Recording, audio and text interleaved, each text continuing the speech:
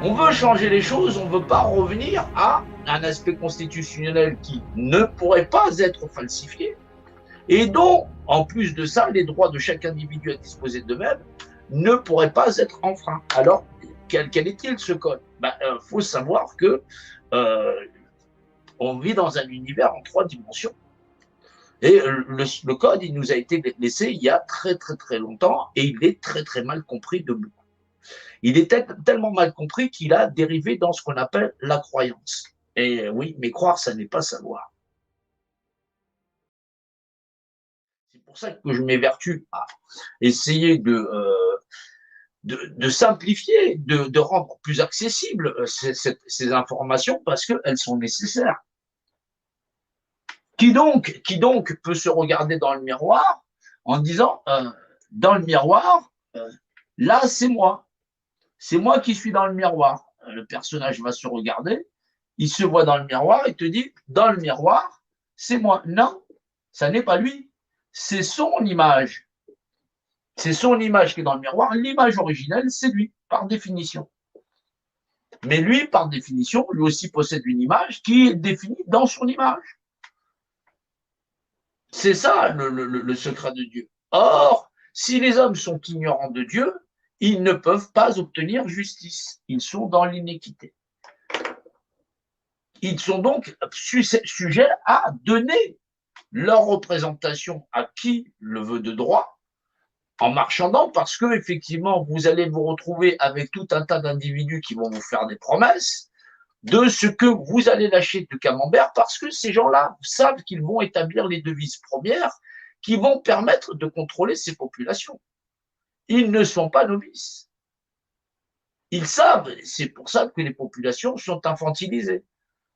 Essayez de faire comprendre à monsieur, madame, tout le monde l'objet de la manipulation, que effectivement il existe des pouvoirs qui, parce qu'ils ont une autre perception, sont capables à la fois de raconter des contes et des merveilles à tout un tas d'individus, de façon à ce que les ressources, que le fruit du travail de l'homme, en tant qu'individu, en tant qu'être humain, à vouloir subvenir aux besoins de sa famille, de ses proches, contribuer à la société par vocation. On peut voir les médecins, les infirmières, les policiers, ceux qui ont de réelles vocations, ceux qui pensent qu'il doit exister un ordre établi sur nos sociétés et que la criminalité n'a pas de place pour nous, parce qu'effectivement, nous voulons vivre en paix.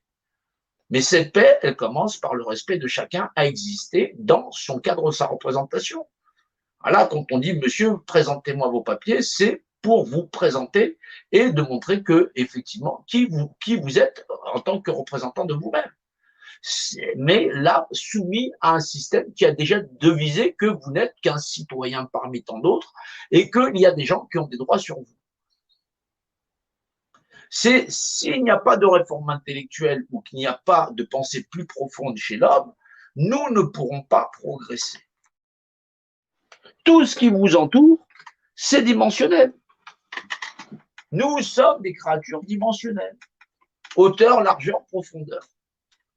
On n'est donc pas, on est donc pas des magiciens. On a la capacité d'accumuler du savoir, et ce savoir nous conférer de la sagesse. Voilà, faire la différence entre le chaud, le froid, qui fait qu'on ne va pas foutre notre main au feu. Aujourd'hui, les gens vivent sous des promesses. On se retrouve avec des gouvernances qui t'ont dit voilà, il y a une pandémie qui va tuer 0,0% des gens. Au point de vue mondial, on est à 0,03%. Voilà. Et on demande à la totalité des populations de s'injecter un produit. Alors, il faut savoir que ce produit pour certains, ils sont en fin de phase 3 au mois d'octobre. Et donc, ça va barder. Ça va barder parce qu'ils seront homologués. Ils seront homologables et là, ils pourront décréter que c'est obligatoire, puisqu'ils auront passé les phases 3. Au même titre que les 11 vaccins pour les petits et pour les gamins. C'est-à-dire que là, ils auront une capacité de pression supplémentaire sur des notions administratives ou de gestion. Vous avez toujours le droit à posséder votre corps, mais vous serez obligé de vous mettre en quarantaine. Et là, l'accès aux ressources va être très compliqué. Unifier ce qu'on appelle une résistance et une dissidence qui soit rationnelle d'un point de vue intellectuel, c'est pas simple parce que on va avoir tout un tas de dissidents qui ne savent pas rationaliser et qui sont toujours dans le pouvoir d'achat et des choses comme ça. Ça va être très difficile. C'est là où c'est périlleux parce que en n'ayant pas la compréhension de l'adversaire dans ce problème d'adversité et que, au bout du compte, les représentants le restent parce que ceux qui vivent dans le jeu de plateau, qui n'ont qu'une perception de jeu de plateau, manger, boire, dormir, ne sont pas dans la compréhension dimensionnelle de notre univers et les lois de l'être qui font des êtres égaux. Et pourtant, c'est le fondement même de notre Constitution. Les hommes naissent et demeurent libres et égaux en droit, donc par représentation. C'est ce qui manque à la lecture. Si on ne sait pas lire la Déclaration des droits de l'homme et du citoyen, on ne peut rien y voir. Les représentants du peuple français constitués en Assemblée nationale, considérant que l'ignorance, eh oui, cette ignorance, l'oubli ou le mépris des droits de l'homme sont la seule cause des malheurs publics et de la corruption des gouvernements, ont résolu d'exposer dans une déclaration solennelle les droits naturels, inaliénables et sacrés de l'homme, afin que cette déclaration constamment présente à tous les membres du corps social leur rappelle sans cesse leurs droits et leurs devoirs, afin que les actes du pouvoir législatif et ceux du pouvoir exécutif pouvant être à chaque instant comparés avec le but de toute institution politique en soi plus respectée, en soi plus respectée. Alors, après, j'en ai. Afin que les réclamations des citoyens fondées désormais sur des principes simples et incontestables tournent toujours au maintien de la Constitution et du bonheur de tous. En conséquence, l'Assemblée nationale reconnaît et déclare, en présence et sous les auspices de l'être suprême, les droits suivants de l'homme et du citoyen, de l'homme de tout, et le susnommé, le fameux citoyen. Alors, article 1er, les hommes naissent et demeurent libres et égaux en droit. Les distinctions sociales ne peuvent être fondées que sur l'utilité commune.